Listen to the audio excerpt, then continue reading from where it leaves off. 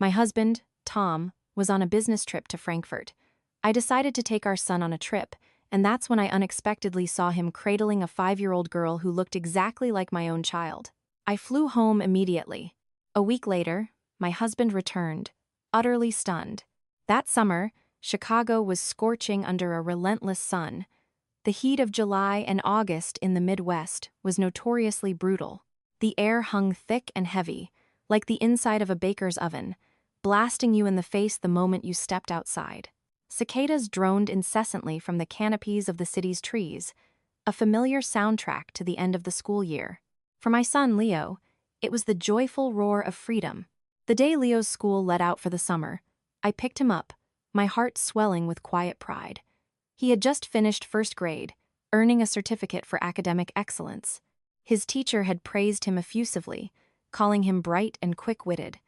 Holding his award in my hand, I couldn't stop smiling to myself, already planning a celebratory dinner to treat my 2 boys. That evening's dinner featured a perfectly grilled ribeye steak with garlic mashed potatoes, Tom's absolute favorite. In everyone's eyes, Tom was a model man, and I'll admit, for the past 7 years, he had been in mine as well. He was a project director for a major construction firm, earning a handsome salary, with a polished, respectable demeanor. I often boasted to my friends that I must have done something right in a past life to have married a man who was both a great provider and a dedicated family man. As Tom savored his steak, he dabbed his forehead with a napkin, his voice weary. "Honey, the CEO called me in for an emergency meeting this afternoon. The summer production line project in Frankfurt is facing some major technical glitches. The board has specifically assigned me to go over there and supervise it directly." I was cutting a piece of steak for Leo. Hearing this, my hand froze. "Frankfurt? For how long?" "About 2 months. I probably won't be back until the end of August." My heart sank as I looked at my husband. Summer was when our family was supposed to be together. I had been planning to suggest a trip to San Diego, or maybe Yellowstone for a few days, to let Leo see more of the country. "Why so long?" "It's so hot now. The travel will be exhausting for you. And Leo just got out of school. I was hoping we could all go somewhere." Tom let out a long sigh, putting his fork down with a look of resigned sacrifice. "You think I want to go? You know how it is. Summer in Germany can be just as hot as here, and there's the time difference. The work is high pressure, but the CEO pointed me out by name. I can't refuse. We have to provide for this family, for Leo's future. When I get back from this trip, there's sure to be a hefty bonus. I'll make it up to you and Leo then, I promise." Hearing him put it that way, my heart ached for him. Men build the house, women make the home. He was working so hard, traveling all over, and it was all for us.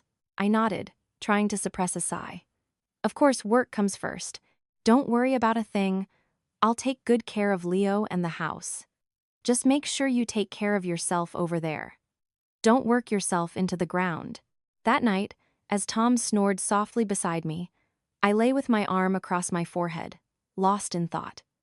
I looked at Leo, sleeping soundly, still clutching his favorite toy robot. I felt a pang of sympathy for him. With his dad gone for 2 whole months of summer, he was bound to be lonely. Suddenly, a bold idea sparked in my mind. Why not create a surprise for my husband and a reward for my son at the same time? I had a personal savings account, originally intended for a new car, but my family's happiness was more important. I would secretly book tickets to take Leo to Orlando for a few days. We could go to Disney World and also visit his dad. I imagined Tom would be incredibly surprised and happy. The thought of Tom's eyes widening in astonishment when he saw us standing outside his hotel made me giggle to myself in the dark, my heart fluttering like a child on Christmas morning. The next morning, I set my plan into motion. Tom flew out on the 1st of July. I quietly contacted a travel agency and booked a tour for myself and Leo for 3 days later. I kept it a complete secret, telling Tom only that Leo and I were going to visit my parents in the countryside for a bit to escape the city heat. Tom nodded in agreement, reminding me to be careful on the road and to buy a gift for my parents. The day I drove Tom to O'Hare International Airport, the Chicago sun was blinding. He hugged and kissed me, and Leo tenderly, giving us a long list of reminders. Watching his back disappear through the security gate, I felt a lump in my throat, feeling for my hard-working husband, but also filled with giddy anticipation for the sweet secret that was about to be revealed. I had no idea that this trip would not be a journey of joy, but a turning point that would plunge my life into the abyss of a raw, brutal truth. Orlando in July greeted my son and me with a brilliant golden sun, no less intense than the scorching heat of Chicago, but slightly less humid thanks to the coastal breeze. Leo was ecstatic, his eyes wide with wonder at the towering palm trees and immaculately clean streets. For the first 2 days, I took him to see the sights according to our tour schedule, but my mind was always on the secret rendezvous with my husband, Channer On Men. According to the information Tom had given me to put my mind at ease, he was staying at a hotel near the convention center. I planned that on the 3rd day, when the tour group had a free day, I would take Leo to Disney World during the day and then catch a taxi to his hotel in the evening to surprise him. On the 3rd day, we arrived at the Magic Kingdom. The famous theme park was swarming with people of every nationality and color. Cheerful music blared from all directions. Costumed characters walked around, waving and making Leo jump up and down with excitement. As the afternoon approached, the sun grew more intense. Sweat soaked through the back of my shirt. The two of us were waiting in line to buy ice cream at a stand by the side of the path. The line inched forward slowly. "Mommy, I want chocolate ice cream," Leo said, tugging at my hand and pointing to the menu. "Okay, I know. Stand still, okay? It's crowded, don't get lost." While we waited, I glanced around, taking in the bustling scene. Suddenly, my eyes locked on a spot about 20 yards away, under the shade of a large oak tree. A familiar back caught my eye, a tall, broad-shouldered man, standing with a slight lean to his left. It was unmistakable. It was Tom. My heart pounded. Could it be that he also had a day off and came to Disney? Or was he here meeting clients? My first instinct was to cry out in joy. I was about to call his name, to pull Leo's arm and show him his dad, but my feet felt rooted to the ground. My throat tightened when Tom turned to the side. He wasn't alone, and he wasn't with business partners or colleagues. Tom was standing there in a pair of beige shorts and a bright lime green polo shirt, the kind of casual wear I'd buy for him that he'd always dismiss as too boyish, insisting he preferred button-downs and slacks. But the most horrifying thing was that next to him stood a young woman and a little girl. All 3 of them were wearing identical lime green polo shirts. They were matching family outfits. The woman had a slender figure and fair skin, and she was wearing a wide-brimmed sun hat. She held a small, portable fan, fanning herself while leaning in to say something flirtatiously to Tom. And Tom, my husband, who was always complaining about being tired and busy, was holding the little girl up on his shoulders, with one hand, while with the other, he was gently dabbing the sweat from the woman's forehead with a tissue. I squinted, trying to convince myself that I was mistaken, that it was just someone who looked like him, that the sun was playing tricks on my eyes. But then Tom handed the woman a water bottle. The way he unscrewed the cap and held it to her lips, and the look in his eyes as he watched her, a look of doting tenderness that I hadn't seen him give me in a very long time, perhaps not since before Leo was born. I stood there, frozen, in the middle of the jostling crowd. The cheerful park music suddenly became grating and distorted. My world seemed to crumble, leaving only the image of the 3 of them, in their bright, matching lime green family outfits, stabbing my heart like sharp knives. The woman turned her face, and I recognized her. It was Vivian, Tom's ex-girlfriend from college, a name that, whenever it came up in the past, Tom would dismiss, saying, "That was just kid stuff. Why do you let it bother you?" And the little girl on Tom's shoulders, she wore a bucket hat to shield her from the sun and held a big pink cotton candy. When she let out a delighted laugh, it revealed 2 deep dimples on her cheeks. A chill ran down my spine, despite the 95-degree Florida heat. That smile, those dimples, they were identical to my Leo's, as if they were 2 drops of water, cast from the same mold. Just as I was standing there, stunned and lost, Leo, beside me, tugged hard on my arm. He had gotten his ice cream, and following my gaze, he too saw the man. "Daddy! Daddy!" he shouted, his clear, childish voice ringing out amidst the noisy crowd. His call was like a thunderclap to my ears. My first reaction wasn't to run over and confront them, not to make a scene. It was the instinct of a mother, seeing a predator stalking her child, to run. I was terrified.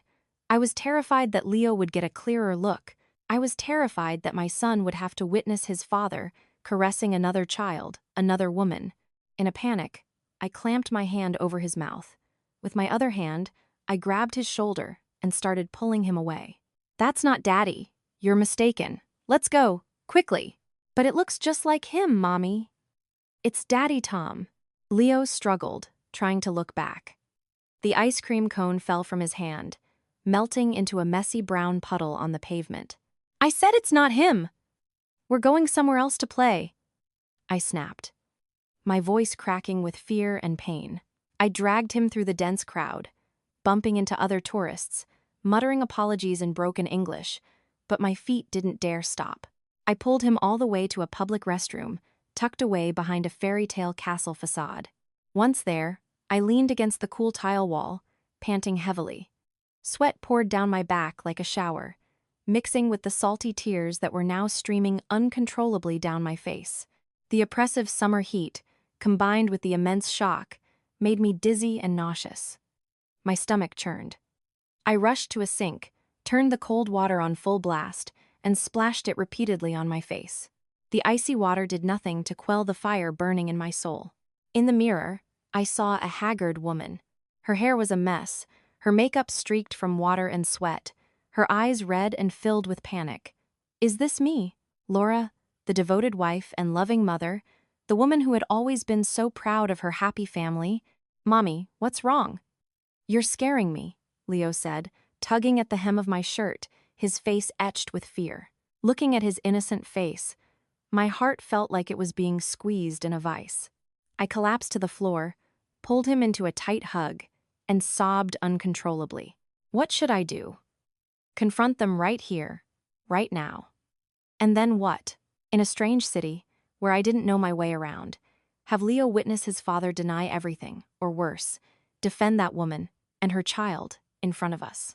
No, I couldn't do that. I couldn't let my son suffer such a terrible trauma. I needed to stay calm. Outside, the summer cicadas buzzed, their monotonous, shrill cries sounding like the mocking laughter of fate. The sound seemed to tear through my eardrums, ripping apart the facade of happiness I had so carefully constructed for so long. I took a deep, shaky breath and wiped my tears. I stood up, straightened my son's clothes, and forced a pained smile. "I'm sorry, Leo. Mommy just got a little dizzy from the sun. That person wasn't Daddy. Daddy's working hard in Germany. How could he be here?" "Oh," the boy said, his face falling. He was disappointed about his lost ice cream, but seeing his mother cry, he obediently stopped asking questions. "Let's go back to the hotel now, okay? Mommy's too tired to play anymore," I lied. In reality, I was running away. I didn't have the courage to stay in this place of false joy for another second. I had to get my son back to Chicago. Immediately. Back at the hotel, the first thing I did was throw all our clothes and belongings into our suitcases. My hands trembled so much I could barely fold a t-shirt. My mind was reeling with the image of the three of them in their matching lime green shirts. That color haunted me, bright and agonizing. I called the tour guide to inform them we were leaving the group and heading home early. They were surprised and asked for a reason. I fabricated a story. My mother is sick. She had a heat stroke, a high fever, and had to be rushed to the hospital. I have to take my son back right away. The excuse of a heat stroke sounded ridiculous, but in this brutal summer, it was strangely plausible. I accepted the loss of our original tickets and bought 2 one-way, first-class tickets for the earliest flight that night, despite the exorbitant cost. I, who used to haggle over every dollar at the grocery store and agonize over buying a new dress for myself, didn't even blink as I swiped my credit card for a purchase of several $1,000s. What was money for? What was the point of saving when my husband was using it to support another woman and his illegitimate child? On the red-eye flight from Orlando to Chicago, Leo, exhausted, fell fast asleep with his head in my lap. The first-class cabin was quiet, filled only with the low hum of the engines. I stared out the window into the pitch-black night, punctuated occasionally by the blinking lights on the wing. I couldn't sleep. How could I? Memories flooded back like a broken dam. I remembered last summer when Tom said he was going to a company retreat in Miami. He sent me pictures of blue seas and white sandy beaches, but never any photos with his colleagues. At the time, I naively believed him when he said he preferred solitude and didn't like being in pictures. It turned out that was a vacation for his other little family. Then there were all the times he complained about being busy at work, the late nights he came home smelling of alcohol, the times he would sneak out onto the balcony to take a phone call. All those disparate pieces now clicked together, forming a complete picture of betrayal. He had a 5-year-old child, which meant he had been cheating on me since Leo was just over a year old. For years, I had been living with a two-faced man without a clue. I took care of his parents, managed the household, and scrimped and saved every penny so he could focus on his career. And what did he do? He used my sacrifices to build a happy life for someone else. Thinking of that little girl on his shoulders, laughing with those dimples so much like Leo's, my stomach twisted into a knot. That child was innocent, but her very existence was the most damning proof of Tom's despicable lies. She was the same age as Leo, which meant he had been deceiving me systematically, with a plan, not just a momentary lapse in judgment. I looked down at my sleeping son. "Oh, Leo, I'm so sorry. I thought I was preserving a complete home for you. It turns out this home has been rotting from the foundation for years." The plane began its descent. The glittering lights of Chicago appeared below, but to me, it was no longer a peaceful haven to return to. It was a battlefield, and I, once the gentle, long-suffering wife, would have to become a warrior to protect what was left for me and my son. The plane touched down at O'Hare just as the sun was rising. Stepping out of the terminal, the familiar humid heat of a Midwest summer slapped me in the face, as if trying to wake me from a nightmare. Even though it was barely 5 a.m., the air was already thick and oppressive, heralding another day of blistering heat. I hailed a cab, dragging our suitcase with one hand and holding my son's with the other. Sitting in the car, watching the familiar streets go by, I felt a strange coldness inside me, a stark contrast to the temperature outside. When we got home, our 12th floor apartment, which had been closed up for a few days, felt like a furnace, the stagnant air thick with the smell of dust and warm plastic. I immediately cranked all the air conditioners down to 60 degrees and turned on every fan to full blast. The cold air rushed out, but it couldn't cool the rage burning in my chest. I gave Leo a bath, fed him a quick bowl of cereal, and put him down for a nap to catch up on sleep. After that, I sank onto the living room sofa, looking around the home I had so lovingly cared for. The curtains I had chosen the fabric and sewn them myself. That set of coffee mugs, a gift for our wedding anniversary. The painting on the wall he brought it home, saying he thought it was beautiful. Everything was the same, but the soul of this house was dead. My phone buzzed. It was a text from Tom. "Are you and Leo okay at home? It's raining and cool here. Wish you were here. I miss you two so much." Attached was a picture of a rainy Tokyo street, which I could tell was a low-resolution image downloaded from the internet. I stared at the screen and let out a bitter laugh. Raining and cool. He was lying without even blinking. Just yesterday, I saw him in shorts and a t-shirt, sweating profusely under the blazing Florida sun at Disney World.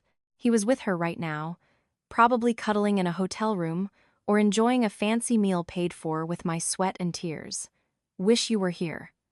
How utterly disgusting. What did he wish I was there for? To witness his happy family charade? Or to do the laundry for his other little family? I tossed the phone onto the sofa, as if it were something filthy. I didn't reply. I couldn't play along anymore, not even in a text message. I stood up and paced around the apartment like a wounded animal. I needed to do something. I couldn't just sit here and wait for him to come back and feed me more lies. I needed proof. Concrete, undeniable proof. My eyes fell on the iPad Tom often used to read the news.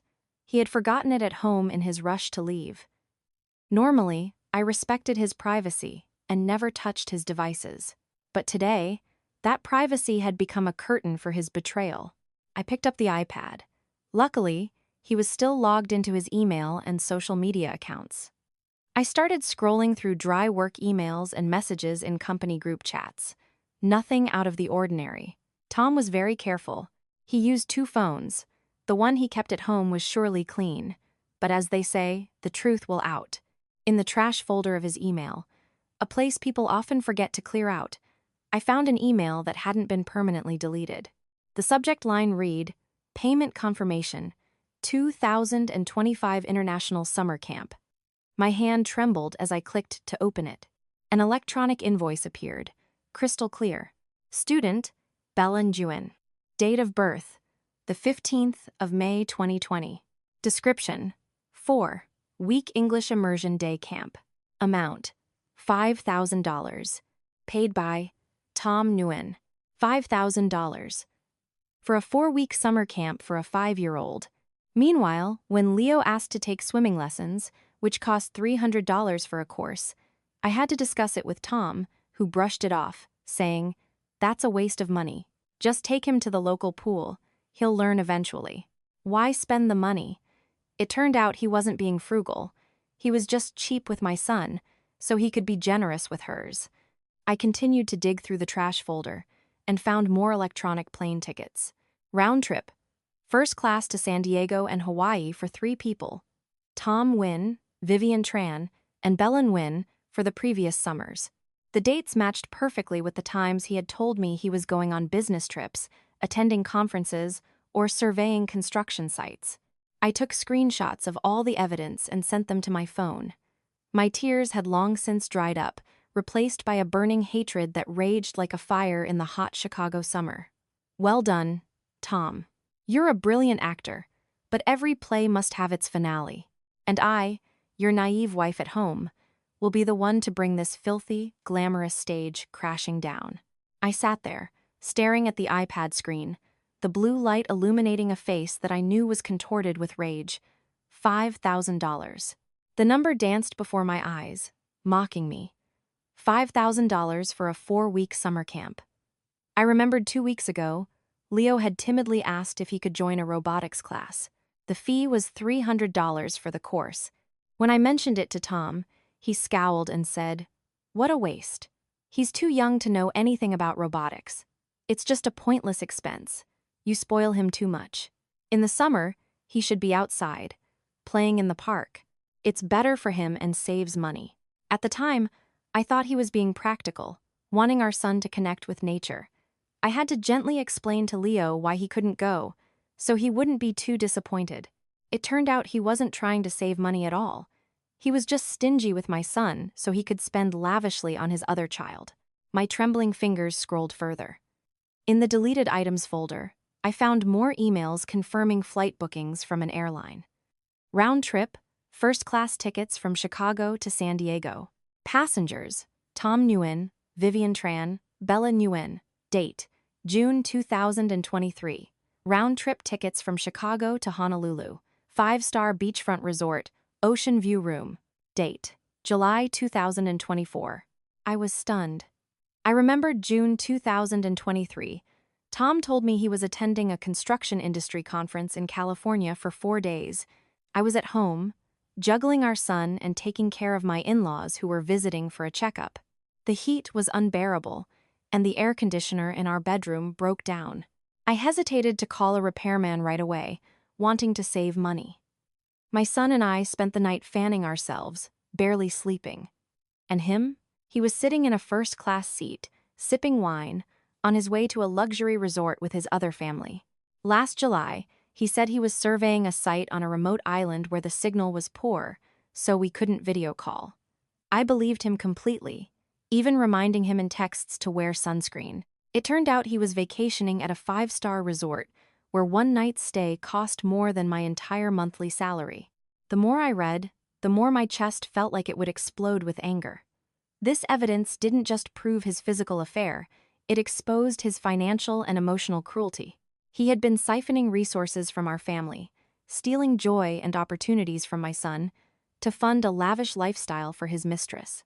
I photographed everything, every plane ticket, every hotel receipt. every tour itinerary. Each photo saved to my phone was like another cut I made on my own heart to engrave this betrayal into my memory. I would never forget this depravity. Never. I put the iPad down and looked up at the ceiling. The ceiling fan whirred, a monotonous, depressing sound. I couldn't let myself collapse now. I had to find out where he got all this money. His base salary was deposited into our joint account, and his bonuses were sporadic. So where did he get the funds for such extravagant spending? The late afternoon sun slanted through the window, shining into the stuffy living room. My head throbbed. I stood up and went out onto the balcony for some fresh air, even though I knew the Chicago air at this time of year was just a blast of hot air from the neighbors' AC units. The corner of the balcony was Tom's pride and joy. He grew a few potted plants, including a very large money tree with glossy, green leaves. Tom cherished this plant. He said it was for good feng shui, to bring wealth to the family. He forbade my son and me from touching it or watering it. Only he was allowed to care for it. I looked at the plant and sneered. Bring wealth to which family? This one or the other one? I picked up the watering can, intending to give some water to the petunias that were wilting in the sun. My eyes accidentally fell on the base of the money tree. The top layer of soil looked loose, but near the edge of the pot, there was an unusual small mound, covered by a layer of decorative white pebbles. A gut feeling told me something was wrong. Tom was meticulous. He would never leave the pebbles in such a disarray. I crouched down and gently brushed aside the pebbles and soil. My fingers touched something hard and smooth. I dug a little deeper. It was a small black plastic bag, tied tightly and buried under the damp soil. My heart pounded. I tremblingly pulled the bag out and dusted it off. Inside the plastic bag was a small brass key, the kind used for office filing cabinets or small personal safes. I stared at the key in my hand. Why did he have to hide it so carefully here, under the feng shui plant he forbade anyone to touch? I immediately thought of the bottom drawer of his desk in his home office. That drawer was always locked. He said it contained confidential company documents and that kids shouldn't mess with it. I had never suspected a thing, never been curious. I clutched the key and hurried into the office. The room was quiet, with the faint smell of old papers. I went to the desk and inserted the key into the lock. Click! The sound of the lock releasing was sharp in the silent room. I pulled the drawer open. There were no confidential company documents, just a single dark blue leather-bound portfolio. I took it out and opened the first page. Staring back at me was a property deed, certificate of title for real estate. Address: Apartment 1806, Tower B, Riverview Luxury Condominiums. Size: 1,200 square feet. Owner: Vivian Tran. But tucked right underneath the deed was the purchase agreement for the condo and all the payment receipts. Every single receipt listed the payer's name as Tom Nguyen. The final payment was made 2 years ago. Total value of the condo: $420,000. I turned the page. A vehicle registration for a VinFast Lux A20. Owner: Vivian Tran. And again, a receipt for a wire transfer from Tom's account to the car dealership for $80,000 paid in full. The room started to spin. $420,000 for the condo, $80,000 for the car. A total of $500,000. I remembered 2 years ago, Tom asked me to withdraw $200,000 from our savings account money we had saved up for 7 years, intended for a bigger house or for our son's college fund. He said he had a great opportunity to invest in a plot of land in the suburbs with his boss, with guaranteed high returns. I trusted my husband and signed the withdrawal slip without a second thought. Later, he told me the market had frozen, the land couldn't be sold, and the money was tied up.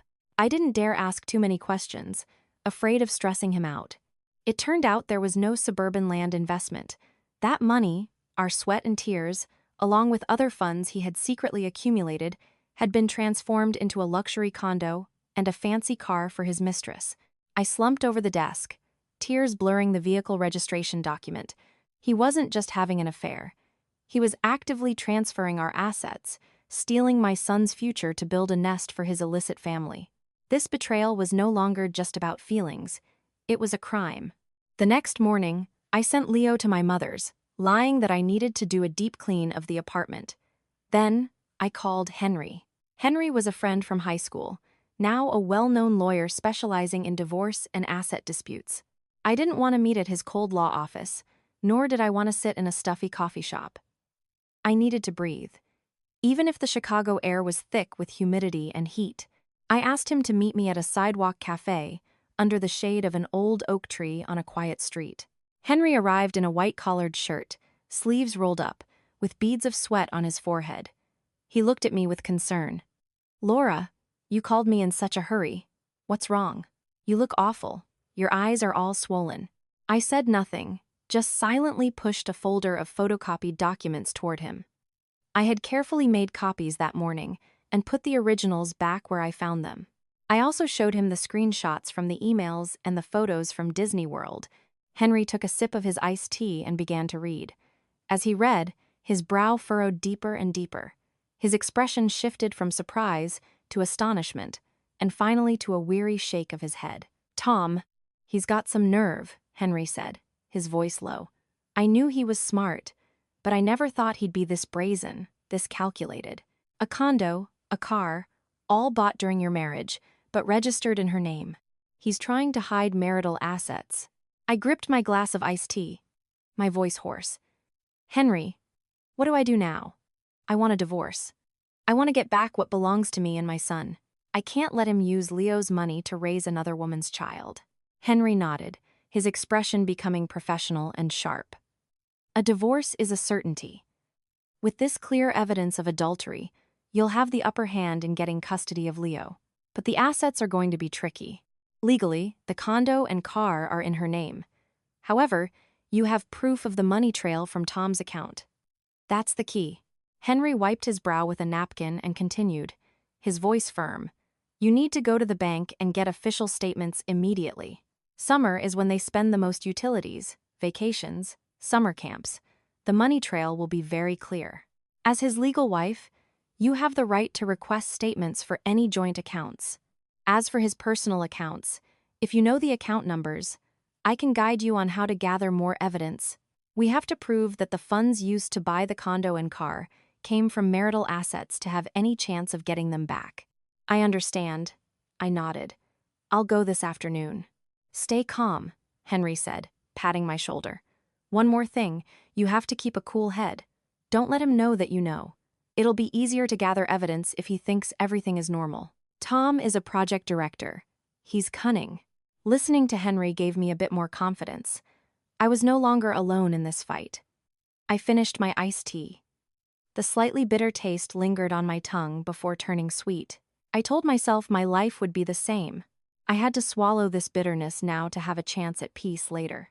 That afternoon, I covered myself from head to toe, put on sunglasses, and went to the bank branch where Tom's salary was deposited.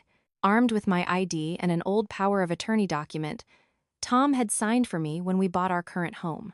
The bank teller looked at me through the glass, typed for a moment, and then handed me a thick stack of printed statements. Holding the papers, my hand trembled. It felt like I was holding the death sentence for my marriage. Back home, I spread all the statements out on the dining table. Under the warm light, the inanimate numbers began to dance, telling the story of my husband's cruel betrayal. During the summer months of the past few years, the hottest months, the flow of money from Tom's account to an account in the name of Vivian Tran was as dense as a spider's web. June 1st, wire transfer of $500. Memo, May electricity. $500 for electricity? In our home, we were frugal, only using the air conditioning at night. Our highest bill had never been more than $200, but her place used $500, which meant the AC was running 24/7. June 5th, wire transfer of $1,500. Memo, air purifier. Meanwhile, when I asked him for $500 to help my parents repair their leaky roof, he grumbled for a week before giving it to me. $1,500 for an air purifier. I looked over at the corner of our living room, where our old, rickety box fan was rattling away. We had bought it when we first got married. The grill was rusty, and the buttons were finicky. I had asked him several times to replace it, or buy a proper air conditioner for the living room to combat the heat. He always dismissed it. It still works fine. Why waste money? Just open a window. It turned out he didn't care if the air my son and I breathed was dusty and hot. But the air in his mistress's home had to be pure and cool, filtered by a $1,500 machine. This injustice wasn't just about material things. It was a trampling of my self-respect. He valued her comfort and health far more than ours. To him, I was just a cheap, long-suffering housekeeper, easily satisfied, and she was a queen who needed to be pampered. I took a highlighter and marked those transfers.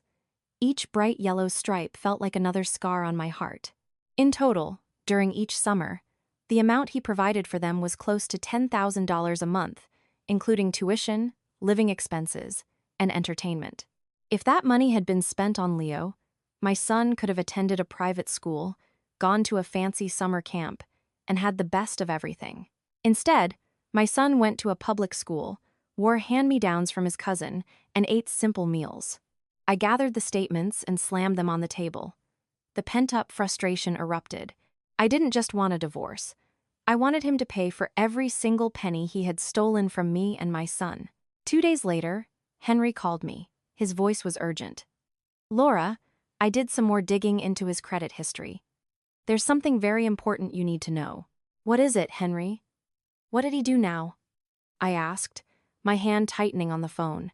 Last month, Tom took out a $25,000 personal loan from the bank. The reason stated on the application was home renovations to combat the heat. Home renovations? I was baffled. "We haven't done any renovations. Our place is exactly the same." "That's the point," Henry said. "I had a contact at the bank check the disbursement record. The $25,000 wasn't withdrawn as cash. It was transferred directly to the account of a company." Henry paused, as if to prepare me. "The perfect beauty med spa." I was stunned. "A med spa? Jugofem, Noel?" "I looked into it further," Henry continued. "They're running a summer bikini body promotional package. It includes breast augmentation, a tummy tuck, and full-body skin whitening. The client who received the services was named Vivian Tran." My ears were ringing. $25,000. A loan taken out during our marriage, which legally I could be held responsible for, if I couldn't prove it was for his personal use all. So his mistress could get plastic surgery to look good in a bikini on vacation with my husband. I looked down at my own body. After giving birth to Leo, my stomach was covered in stretch marks. My skin had become dull from sleepless nights, caring for him, and managing the household. I never dared to buy nice clothes, living in sweatpants at home or simple office attire. I had sacrificed my youth and my looks for this family. And my husband? He probably thought I was frumpy and old. He never said it, but his eyes told me everything. And he used a debt I might have to share to pay for his mistress's cosmetic enhancements. He wanted her to be beautiful for him to look at, to be proud of when he took her out. And me, his devoted wife, I was only worthy of a greasy kitchen and old clothes. A wave of disgust rose in my throat. I felt sick. Not from the heat, but from the rotten character of the man I called my husband. "Henry," I said into the phone, my voice like ice, "get me copies of all the evidence for that loan, and the receipt from the med spa too. I'm going to show him just how expensive a makeover can be. Don't worry, I've got it all. You just take care of yourself. The final act is about to begin." After hanging up, I went into the bathroom and looked at myself in the mirror. The woman in the mirror had dark circles under her eyes, but they were burning with a new fire. I traced the stretch marks on my stomach. These were a mother's medals. I had nothing to be ashamed of. As for those who use dirty money to adorn themselves, their souls are the ones that are truly scarred and ugly. I wouldn't cry anymore. My tears were too precious to be wasted on someone so worthless. It was time to demand justice not just for my finances, but for my beauty and my youth that had been so cruelly disregarded. Midday in Chicago during a July heatwave feels like being inside a giant furnace. The asphalt on the streets shimmered with heat, blurring the landscape in the distance. The 100-degree air seared the skin of anyone unfortunate enough to be outside, making them yearn for the sanctuary of an air-conditioned room. But not me. I was standing right in the middle of that furnace. I was completely covered from head to toe, like a modern-day ninja, in a thick, two-layered sun-protective jacket, a long skirt, a face mask, and large black sunglasses. I was on my old scooter, parked in the meager shade of a honey locust tree across the street from the entrance of the Riverview luxury condominiums. Sweat trickled down my back, sticky and uncomfortable, but the chill in my heart was 1,000 times more daunting than the heat outside. I stood there patiently, my eyes fixed on the entrance of Tower B, the building that, according to the documents I found, was the love nest of my husband and his mistress. I had been waiting for over 2 hours. My limbs were numb, and my throat was parched. An old woman running a nearby hot dog stand looked at me with a mixture of pity and suspicion, probably thinking I was a delivery driver waiting for a customer or a debt collector.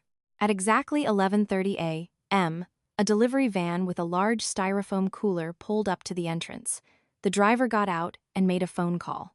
A few moments later, a middle-aged woman in a neat housekeeper's uniform came out of the lobby to receive the delivery. She opened the cooler to inspect the contents. Even from across the street, my eyesight was sharp enough to see the live, vibrant blue lobsters, snapping their claws, and the large Dungeness crabs, as big as my hand, tied up with red plastic bands. The housekeeper nodded in satisfaction, paid the driver, and then struggled to carry the heavy cooler inside. I gripped the handlebars of my scooter. Lobsters and crabs. I thought back to the dinner my son and I had last night. It was so hot that Leo had no appetite. I had bought half a pound of ground beef to make a simple soup for him, something easy to swallow. I myself had eaten rice with a side of pickles and a bowl of boiled vegetable water. Tom always told me, "You have to be thrifty. The economy is tough. Simple meals are healthier." How ironic that word sounded now. My simple meals were funding their lavish seafood feasts. She didn't have to work, living in a luxury condo with a housekeeper catering to her every need, eating lobster and crab to nourish herself. And me, the legal wife, was standing under the scorching sun, staking out my own husband to see where our money was going. A wave of bitterness rose in my throat. I wanted to storm over there and kick that cooler over, but my reason held me back. Henry had warned me. I needed to catch them red-handed. These lobsters and crabs were nothing. I needed more vivid proof. I started my scooter and followed the direction the housekeeper had gone earlier. She didn't go straight up to the apartment. Instead, she walked to the building across the plaza, which housed an international bilingual preschool. It was time to pick up the children. The international preschool was located within the condominium complex, shielded from the noise and dust of the city. The gate was painted a cheerful color, and a uniformed security guard stood at attention. The parents arriving to pick up their children were all in luxury cars, the mothers impeccably dressed and perfumed. I parked my scooter in a hidden corner, took off my outer mask to breathe easier, but kept my sunglasses on. I watched Vivian's housekeeper wait by the gate. 15 minutes later, the gate opened, and a stream of children dressed like little angels poured out. I quickly spotted their daughter, Bella. She was wearing a fluffy, multi-layered pink princess dress and sparkling doll-like shoes. In her hand, she held a small, bear-shaped portable fan. The breeze from the fan playfully lifted the curls of her elaborately styled hair. The housekeeper hurried over, took the girl's backpack, and used a tissue to wipe the sweat from her forehead, even though the child had just come from a cool, air-conditioned building. I looked at her, and then I thought of Leo.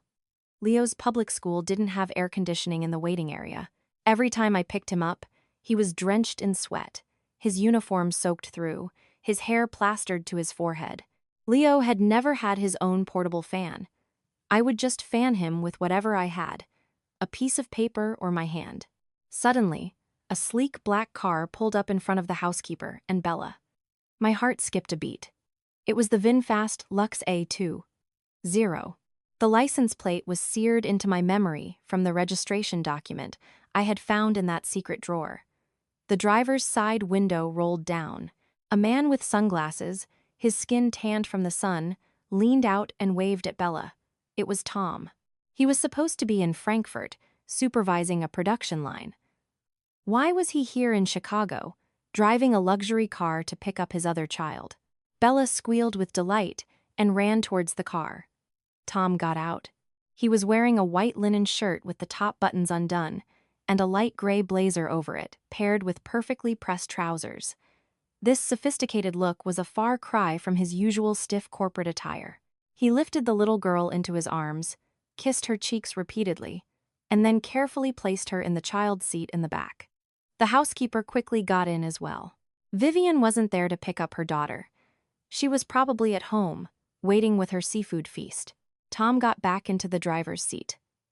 Before closing the door, he glanced around cautiously, a habit of his. But he could never have imagined that his naive wife was standing less than 50 yards away, hidden by a row of parked cars and her ninja-like disguise. The car started to move, the windows rolling up, sealing the cool, fragrant interior from the hot, dusty world where I stood. The heat rising from the asphalt made it hard to breathe. I watched the car disappear around a corner. That happy family, that wealth, all of it was built on lies and the exploitation of my son and me. My mind raced, connecting the dots. The 2-month business trip was just a perfect cover. He had taken her and their daughter to Florida for a week, just as I had seen. Then all 3 of them had secretly returned to Chicago. He wasn't in Frankfurt working.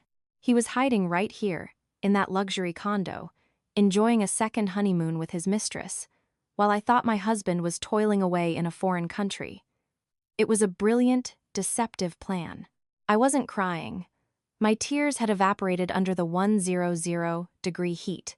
I started my scooter and followed the VinFast.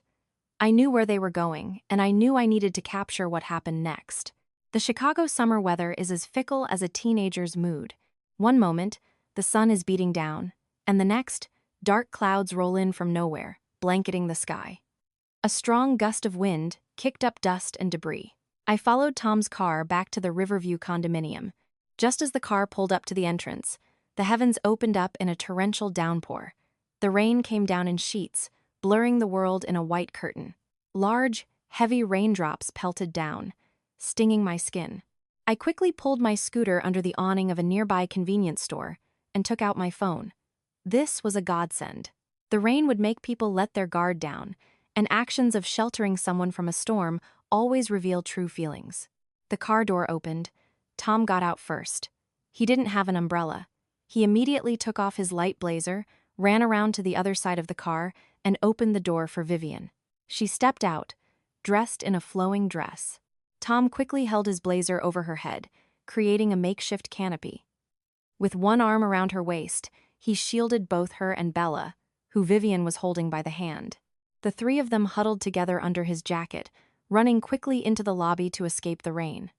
The downpour soaked through the back of Tom's white shirt, but he didn't seem to care.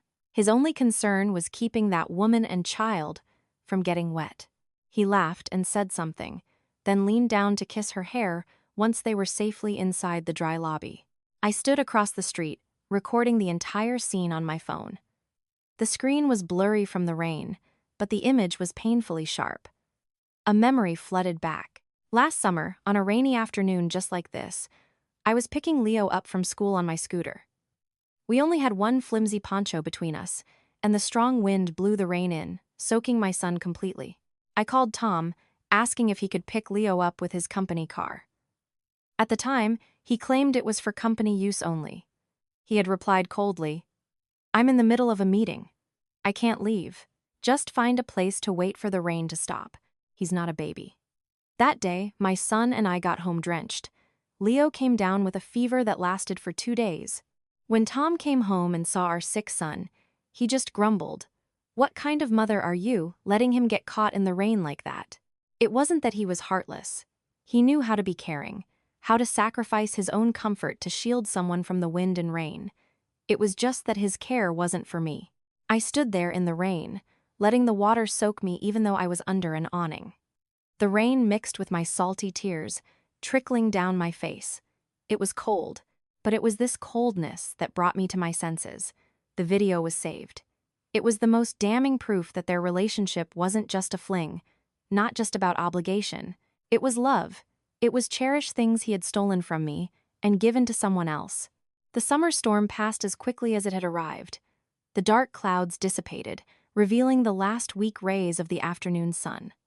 I put my phone in a waterproof bag and started my scooter. There was nothing left for me to regret or hesitate about. The net had been cast. The fish was caught. Now, it was time to sharpen the knife. I arrived home soaked to the bone, water dripping from my clothes onto the floor.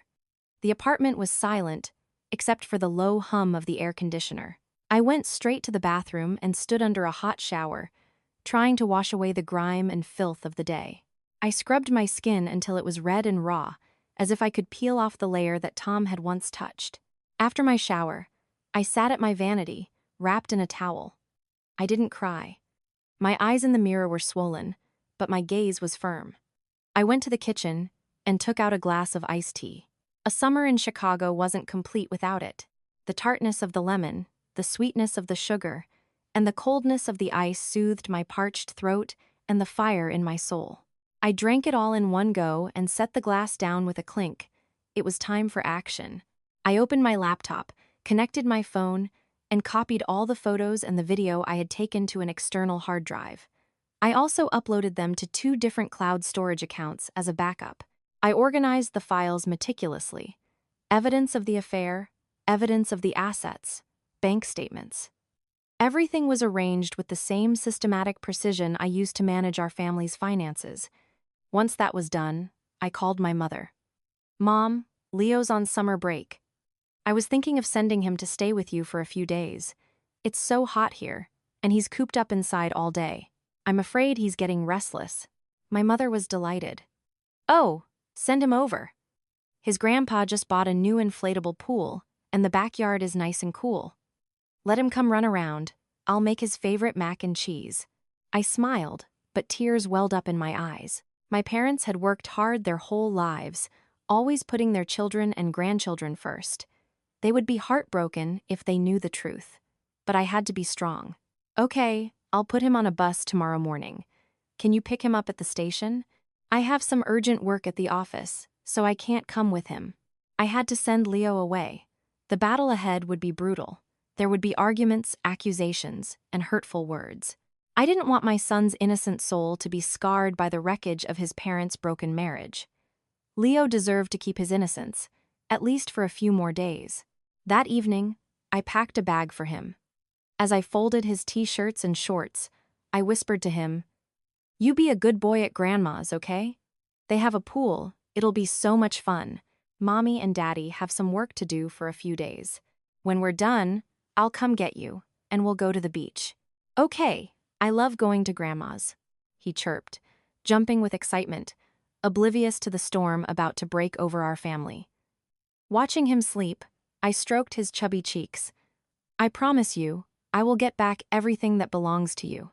This home, the money for your education, I won't let a single cent fall into the hands of others." The next morning, right after I had sent Leo off on the bus, I returned home to find a figure sitting slumped in front of our door. It was Barb, my mother-in-law. She was sitting on the floor of the hallway, her back against the wall, sweating profusely, her face flushed from the heat. Beside her was a large, bulging, reusable shopping bag and a plastic basket filled with a huge bunch of fresh-picked cherries, each one plump and dark red. At her feet was a small carrier with a duck inside, quacking and craning its neck out to breathe. "Mom!" I exclaimed in surprise. "When did you get here? Why didn't you call me to pick you up from the station? It's so hot out." Seeing me, Barb struggled to her feet, wiping the sweat from her forehead with the back of her hand and grinning. "Oh, honey, I tried calling you, but your phone kept going to voicemail. I took an early bus, and when I got here, I rang the bell, but nobody answered. I thought you all were out." I quickly unlocked the door and helped her and her things inside. The cool air from the apartment made her let out a loud sigh of relief. "Oh, thank God for this cool air. It's like an oven out there. Chicago is hotter than a brick kiln back home." I poured her a glass of cold water and asked, "Did something happen, Mom? You came all this way without telling us, and you brought so much." Barb gulped down the water and patted the basket of cherries. "The cherries from your uncle's farm just got ripe. They're so sweet. I picked the best ones for you and Leo. And this duck is a free-range one. The meat is firm. It's perfect for a summer stew." Then, her voice dropped, and her expression became serious. "Laura, let me ask you something honestly. How are you and Tom doing financially these days? Are you having any difficulties?" I was surprised. "We're doing fine, Mom. Why do you ask?" Barb sighed, fanning herself with a foldable fan. "Fine?" "The other day," Tom called. He sounded so down. He was complaining about the tough economy, how his company is cutting salaries and bonuses, and he said, "Your electricity bill last month was $500. My heart clenched. $500 for electricity. Barb continued, her voice full of concern. "He told me to remind you to be more careful with the electricity. He said his wife is so careless that you're always out, but must be leaving the air conditioner on. He said he almost had a heart attack when he got the notification on his phone. I was so worried when I heard that. I was afraid you had forgotten, or maybe there was a wiring problem, so I had to come and check." I gripped the arm of the sofa, the blood rushing to my face. Last month, Leo and I had been away at my parents' for a week. The days we were home, I only turned on the AC in the bedroom at night. During the day, I was at work, and Leo was at school. The house was empty. The electricity bill I had just paid was only $180. So where did this $500 bill that Tom was complaining about come from? It was from Vivian's condo at Riverview. They had the AC on 24/7, plus an air purifier, an electric stove, an oven. Tom had set up automatic payments from his bank account. The notification for the electricity payment must have just come through on his phone. He was so upset about the cost that he blurted it out to his mother, forgetting that he was talking about his mistress's home. I looked at my mother-in-law, feeling a mix of pity and anger. She had traveled all this way in the heat, carrying cherries and a duck, all because she was worried about us, worried about our electricity bill. She had no idea her son was using that money to support another family in much greater comfort.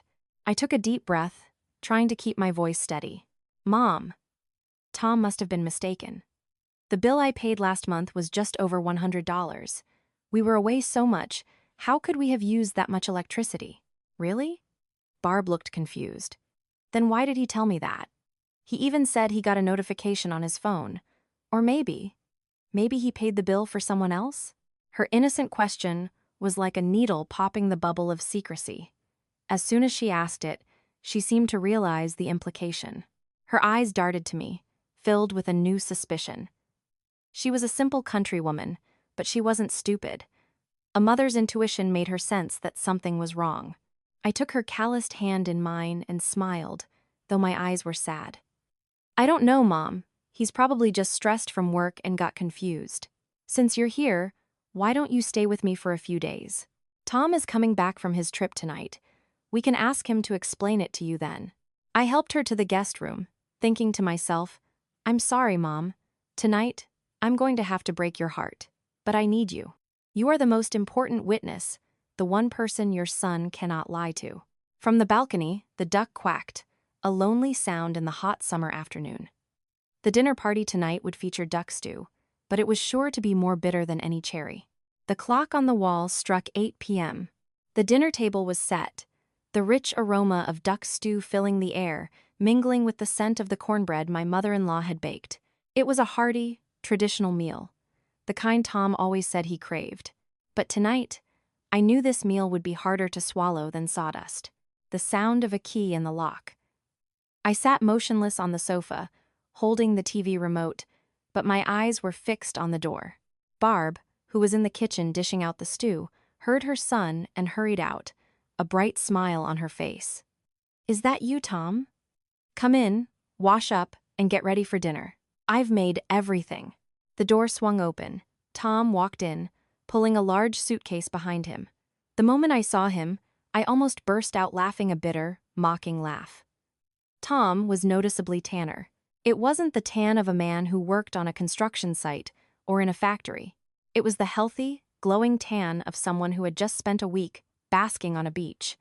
There was even a faint peeling on the bridge of his nose from a sunburn. And though he had tried to cover it with cologne, I could still catch the faint, distinct scent of expensive sunscreen and salty sea air.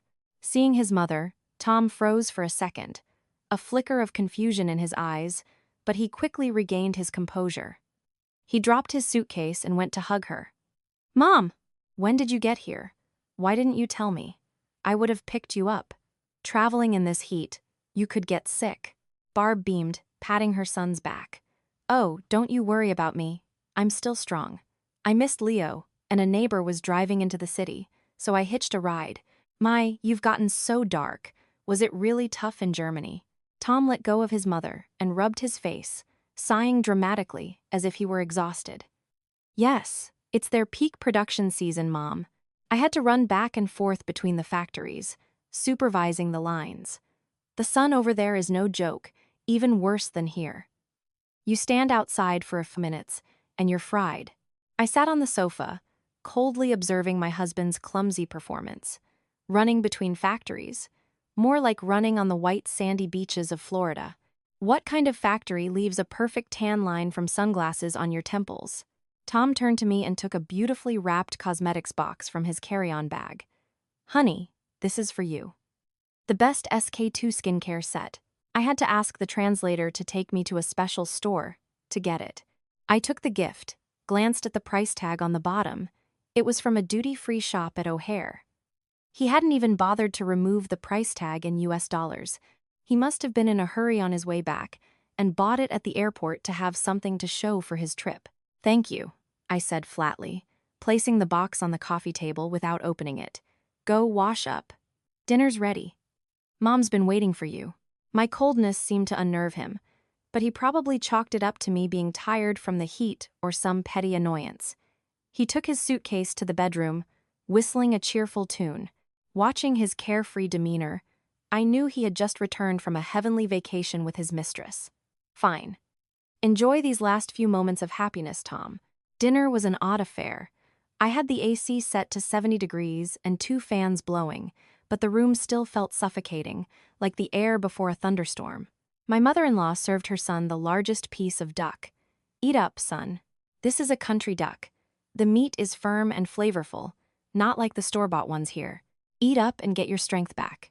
You look so thin and dark. It breaks my heart. What kind of director works harder than a laborer? Tom chewed on the duck, nodding and praising the food, but his eyes kept darting towards me. He could sense my unusual silence. Normally, I would be the one asking him all about his trip, about the food, about his work. But tonight, I just quietly ate my food and served my son, who I had picked up that afternoon just in time for the final act. Tom, I said suddenly, my spoon still in my soup. Tom flinched and looked up. Yes, honey? You said it's a record-breaking heat wave in Germany? Yeah, that's right. It's so hot, 102 degrees every day. But it's a dry heat, not humid like here. Really uncomfortable. I placed my bowl on the table with a soft clink, loud enough to make Barb pause. I looked straight into my husband's eyes and smiled, but my gaze was sharp. That's strange. Yesterday, I was watching the International Weather Report on TV, and they said there's a typhoon in Frankfurt. It's been pouring rain all week, flooding the streets. How could it be so sunny where you were? Tom choked on his soup, coughing violently. His face turned red, whether from choking or from being caught. I couldn't tell. He quickly took a sip of water and stammered. Frankfurt is a big place, honey. I was in an industrial park in the suburbs, far from the city center. The weather is different there, and the storm probably just hit yesterday. The days I was there, it was scorching. I see, I said, drawing out the words. I thought Germany was small enough that a typhoon would affect the whole region. And you were supposed to be gone for 2 months. Why are you back so early? Is the project finished? Tom wiped the sweat from his forehead, even though the AC was blowing right at him. Well, we finished ahead of schedule. I missed you and Leo so much, so I changed my ticket and came back early. Plus, my boss wanted me to come back and handle some things here. Barb, sensing the tension, interjected. All right, let's talk about work later. You two haven't seen each other in a while. Let's just have a nice dinner. A wife should be happy her husband is home early, not interrogating him. I turned to my mother-in-law, my voice low and full of meaning. Oh, I'm happy, Mom. I'm so happy he's back just in time for me to admire the fruits of his business trip. Tom looked down at his plate, quickly shoveled a few more bites into his mouth, and then put down his fork. I'm full. You two go ahead. I'm going to the living room. Watching the back of his sweat-soaked shirt as he left, I knew my prey was starting to panic. But Tom had no idea that the trap I had set was much more than just a few casual questions.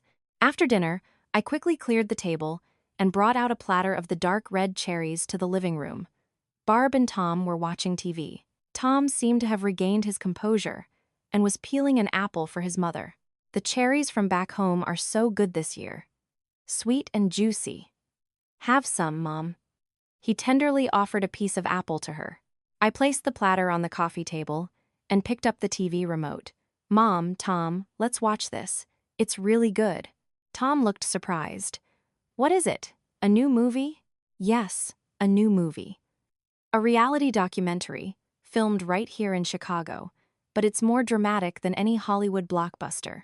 I used my phone to connect to the 6.5-inch smart TV in the living room.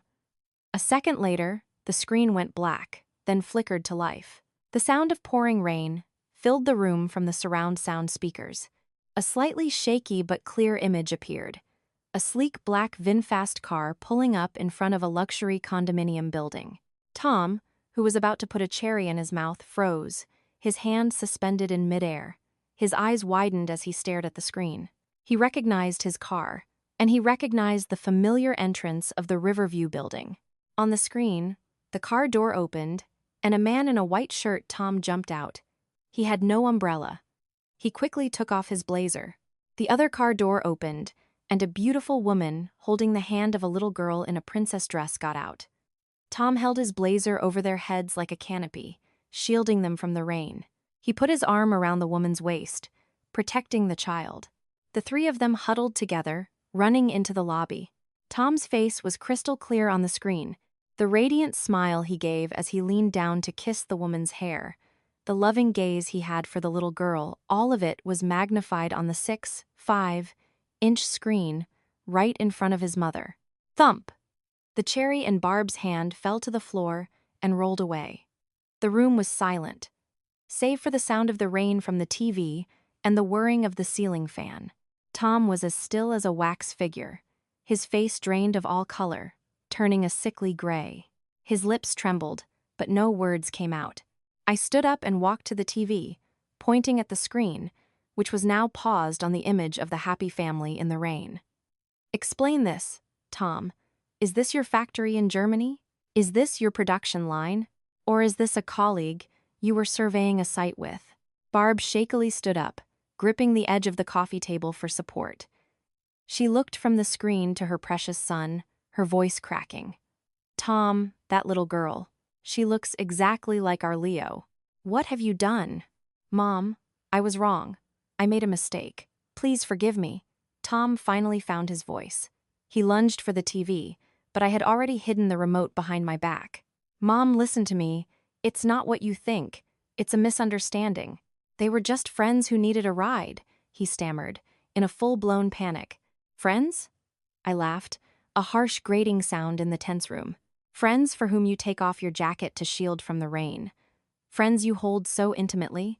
Friends whose daughter looks like your identical twin. I took a stack of photos from a folder and threw them on the table. Photos from Disney World, copies of plane tickets for vacations, the receipt for the $5,000 summer camp. Take a good look. Are these the friends you take to Florida for vacation, to Hawaii for resorts, for whom you buy a condo and a car with the money your wife and you worked so hard for? The photos scattered in front of him. Seeing the black and white proof, his legs gave out and he collapsed to the floor. He knew it was over. Barb picked up one of the photos. It was a close-up of Tom holding Bella at Disney World, both of them beaming, their identical dimples on full display. Her hand trembled. She was a simple, honest woman who despised deceit and betrayal above all else. She loved her daughter-in-law and her grandson. And now, the naked truth was like a slap in the face. You worthless animal! Barb screamed, grabbing a decorative fan from a side table and rushing at Tom, hitting him repeatedly. Have you lost your mind? You leave your wife and son at home, lie about working hard, just to go fool around with this hussy.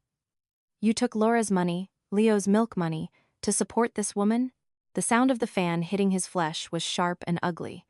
Tom curled up, protecting his head, not daring to say a word. Mom, I was wrong. I made a mistake.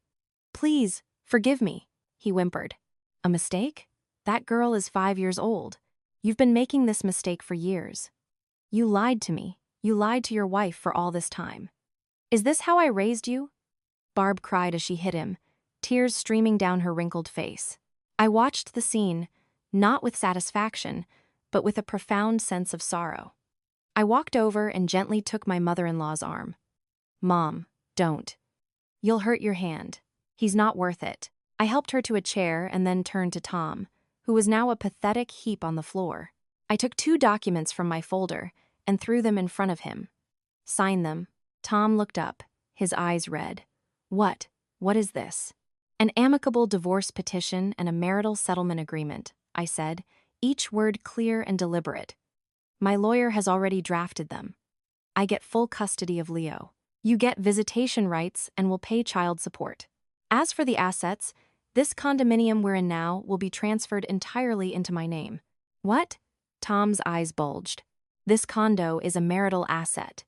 It's worth over $300,000. You're trying to take everything? I scoffed and threw another document on the table, the bank statement from 2 years ago. Don't forget the $200,000 I withdrew from our savings and gave you for that land investment. You spent that money on your mistress's condo. That condo is now a contested asset. Consider that your share of our wealth. Therefore, this condo is mine, to compensate for the money you stole. You should be grateful you're leaving with the clothes on your back.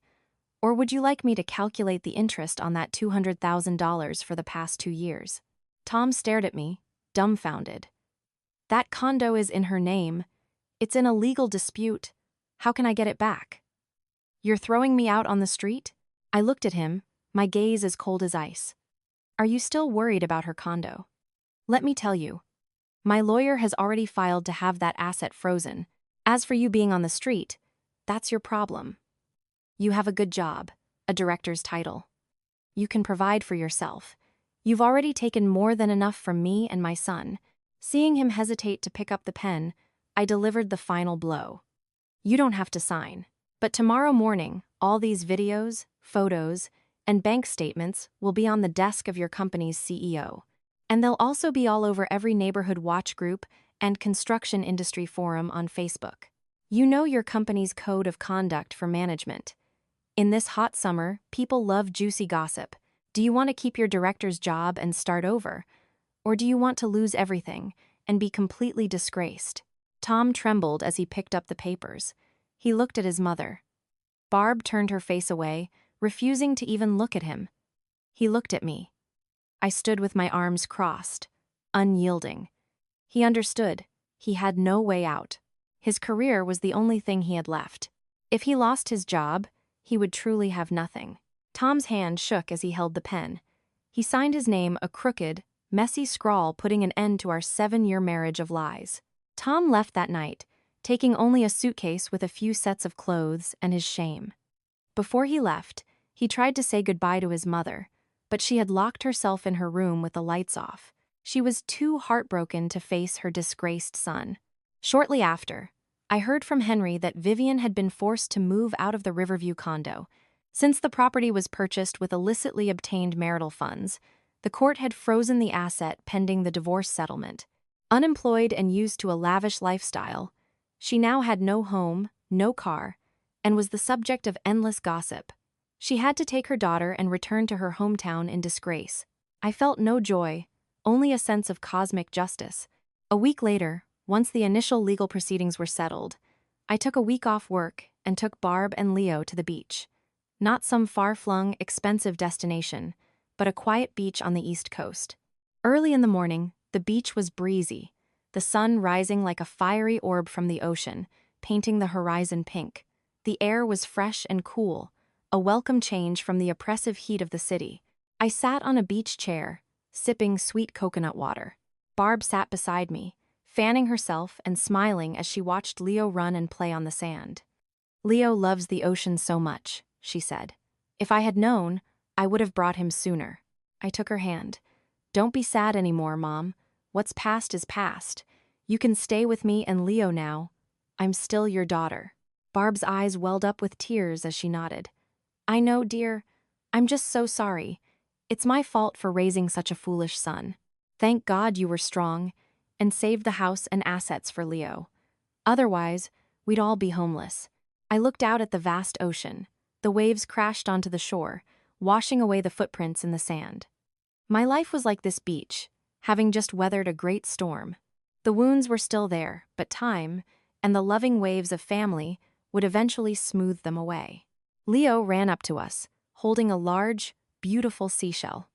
Mommy, Grandma, look what I found.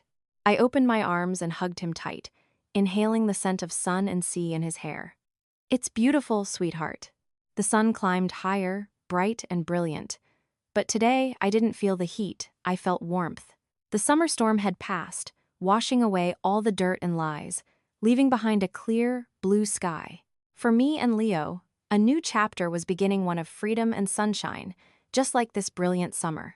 If you found this story meaningful and want to hear more engaging, moving, and insightful stories like it, please be sure to like this video, subscribe to the Golden Years Health and Beauty channel, and ring the notification bell so you won't miss our next upload. Thank you for watching. We'll see you in the next video.